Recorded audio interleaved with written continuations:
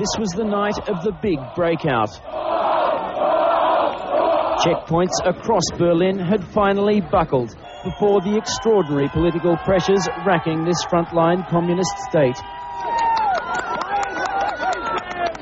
The authorities had wanted them to wait, but like so much in today's East Germany, they'd simply lost control. Departing East Germans were given a tumultuous welcome to the West.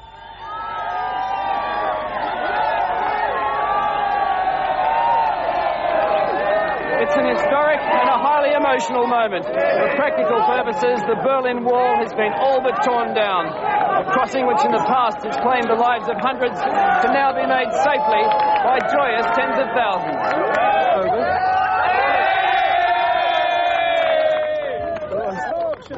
Back in East Berlin, hundreds impatient to join the exodus laid siege to tourist offices for exit papers.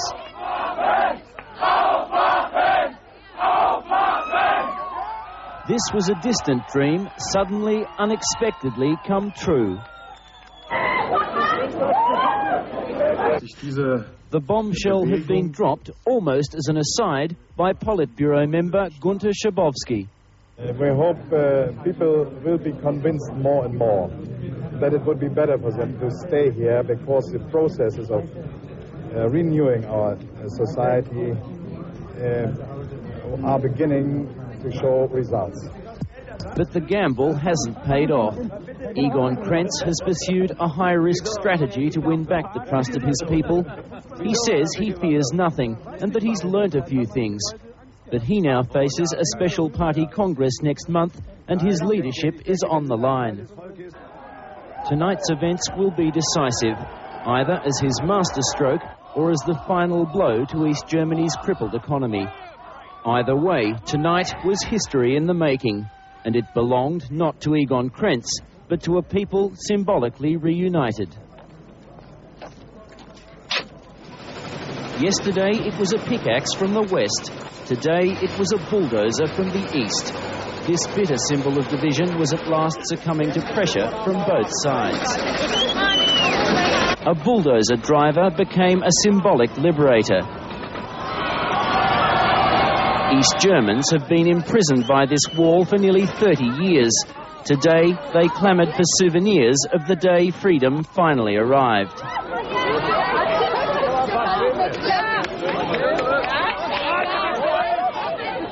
Like all the changes that have swept East Germany recently, the beginning of the end for the Berlin Wall came much sooner than was expected.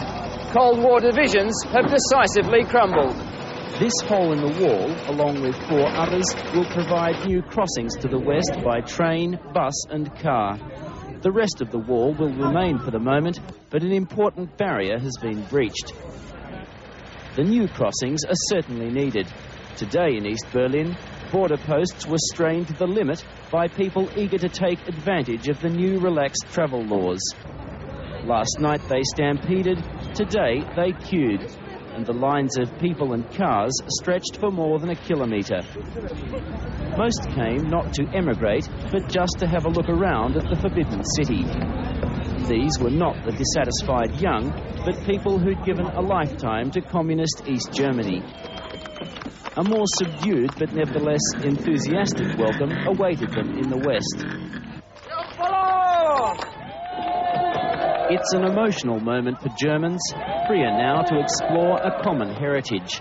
But the political competition goes on. At rival rallies on either side of the wall, Egon Krenz in the east defended what he called his revolution. Freer travel showed he was serious about reform, he said. On the other side of town, West German leaders boldly declared a common nation.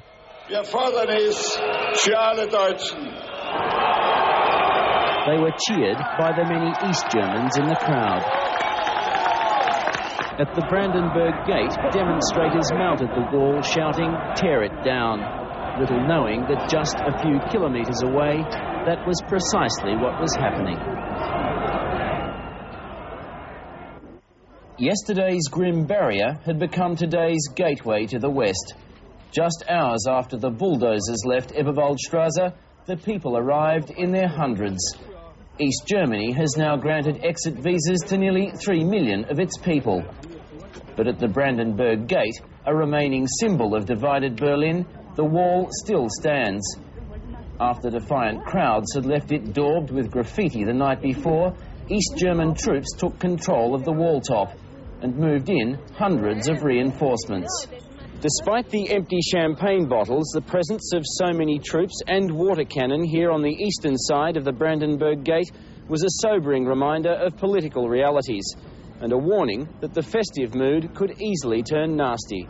It did.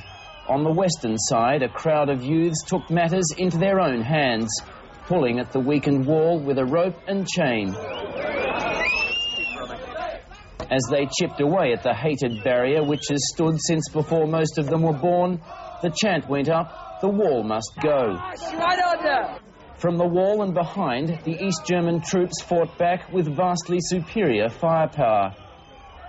But then came the moment West Berliners had waited 28 years for. West German police stopped them surging onto East German soil, but by then the crowd had made its point. These dramatic days have taken a heavy toll on the wall, but most are content just to peep through the cracks.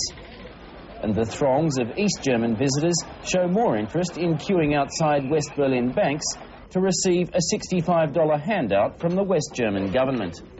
They packed the shopping districts of West Berlin, goggle-eyed at the consumer paradise, until recently beyond their dreams, and in most cases still beyond their means. By comparison, East Berlin was virtually deserted today.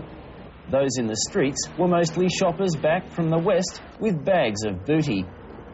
And return they did in their thousands.